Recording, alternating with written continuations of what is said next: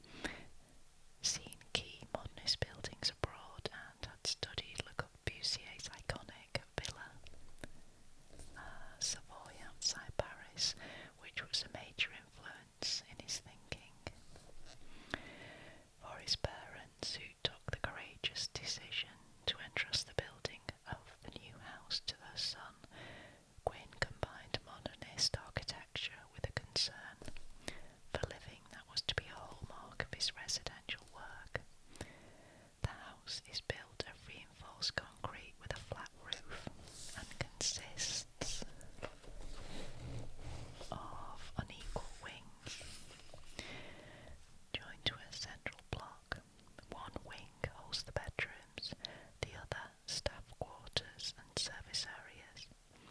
There is a dramatic spiral staircase, lit from below by a sunken spotlight, as at the Villa Savoy.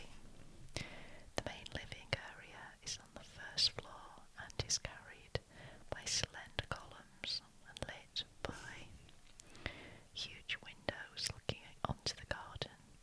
Although uncompromisingly modern, the house is based on a classical system of proportions and has a bleak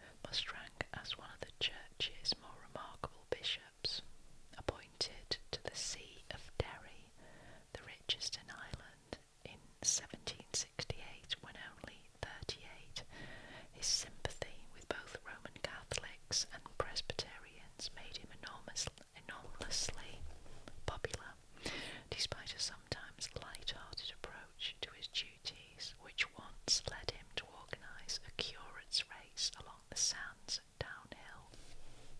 I wonder if he won, rewarding the winners with vacant benefices. A large income coupled with an inherited fortune allowed the fourth Earl to embark on extensive foreign tours, now commemorated in hotels Bristol all over the continent, during which he amassed the works of art he intended to display in his new house on the family's Suffolk estate.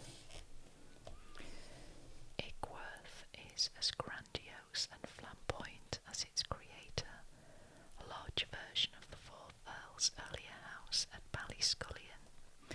It was inspired, like the little Mussunden Temple at Downhill, by the circular Bell Isle, on an island in Windermere.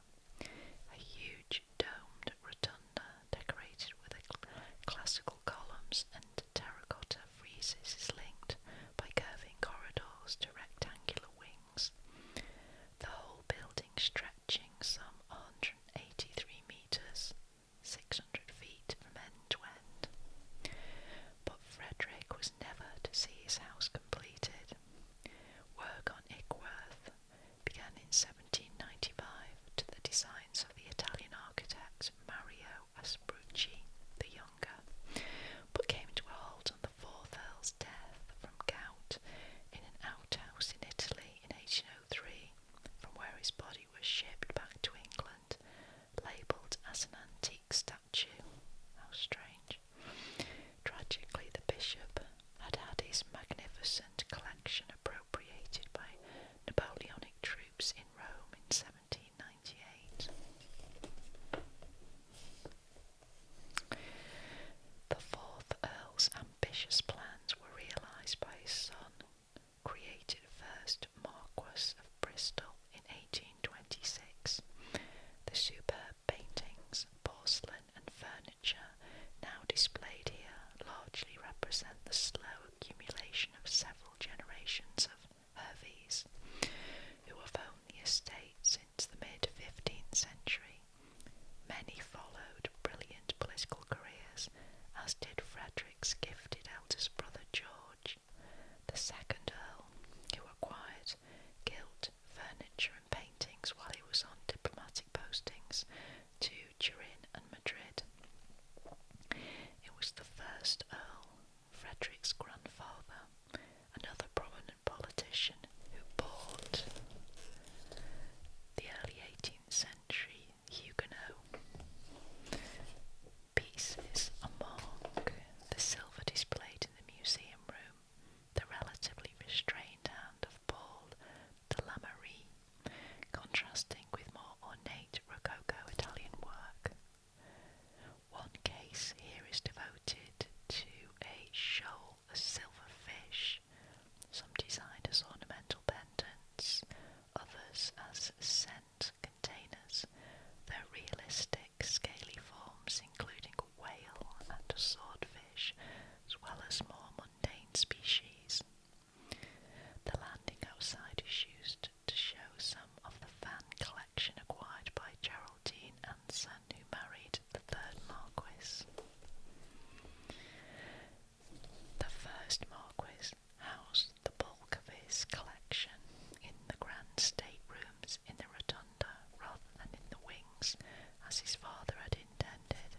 The largest room in the house is the hemispherical library across the south front, notable for its rare late 17th and early 18th century political periodicals, and ornamented with busts of Pitt, Canning, Fox and Liverpool, and Benjamin West's portrayal of the death of General Wolfe, which the artist painted specifically or specially for the Earl Bishop. Hogarth's Holland House group in the smoking room, showing Frederick's father, Lord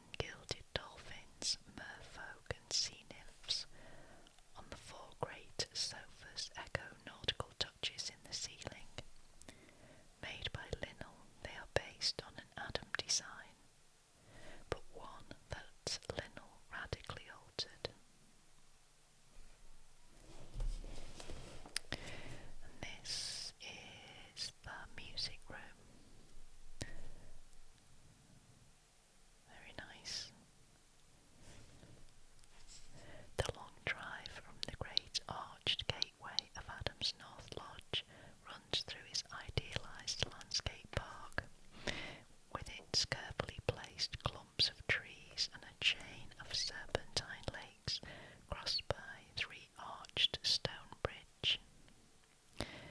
Adam also designed the fishing pavilion on the upper lake, a Venetian window facing north over the water, enabling ladies to cast a line into the pool below while being shielded from the sun.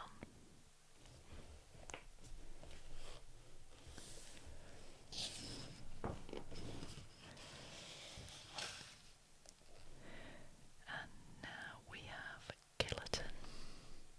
This is in Devon.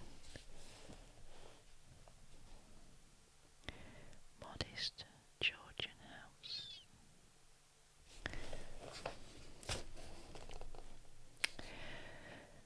Below the steep wooded slopes of Killerton Clump. That's a funny name. The highest point for miles around is the sprawling 2-storey house of the Ackland family.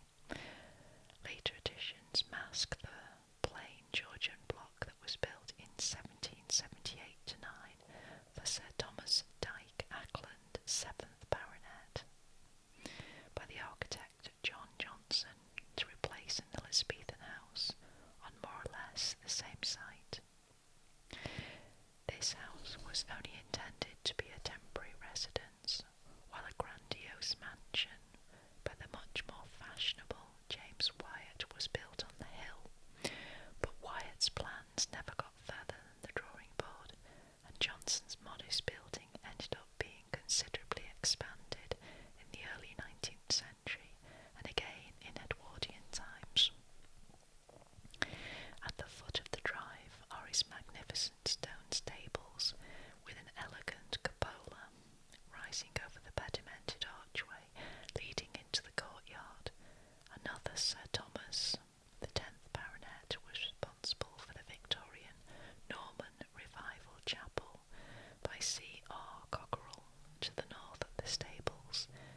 This was built to supersede the tiny Elizabethan building on the other side of the hill that is almost all that remains of a former Ackland seat of Column John. Killerton's interiors much altered over the years, and as unpretentious as the exterior, reflect domestic life and country living between the First and Second World Wars.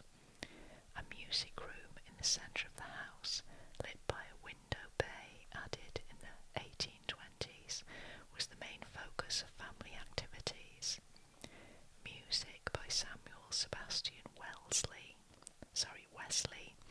on the chamber organ that dominates the room is dedicated to the wife of the 10th Baronet, who took lessons from Wesley when he was organist of Exeter Cathedral. Dinner in the dining room on the west front, looking onto the garden, was always eaten in evening dress, with bare arms for the ladies, however cold the weather, and a place near the fire for the most privileged.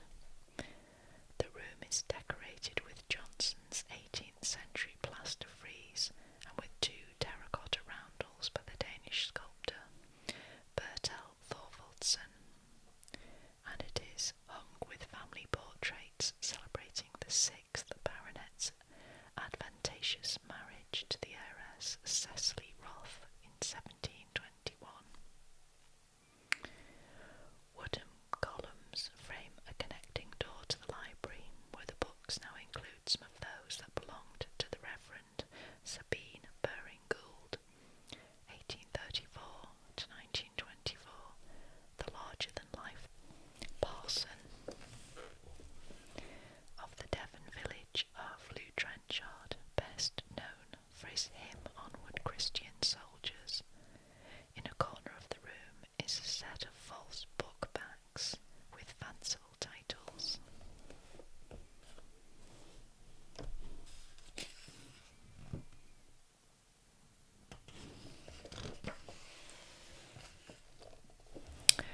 Oh, I like that one. This is Kingston Lacy in Dorset. That's very grand, isn't it? That staircase.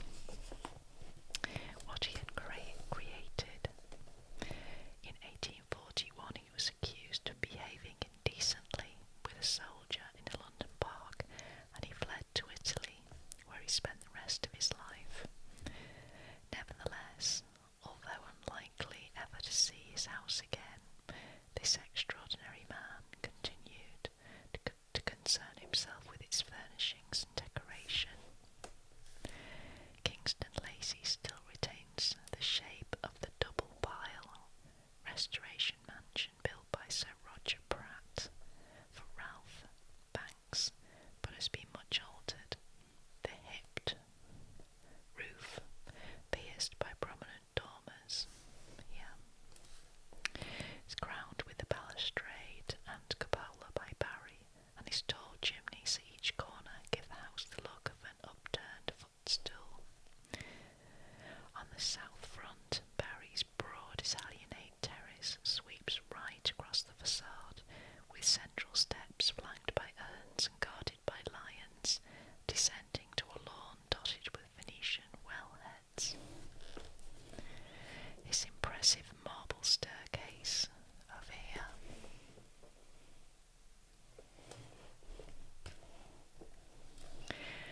leading up to the principal rooms on the first floor is also of Italian inspiration.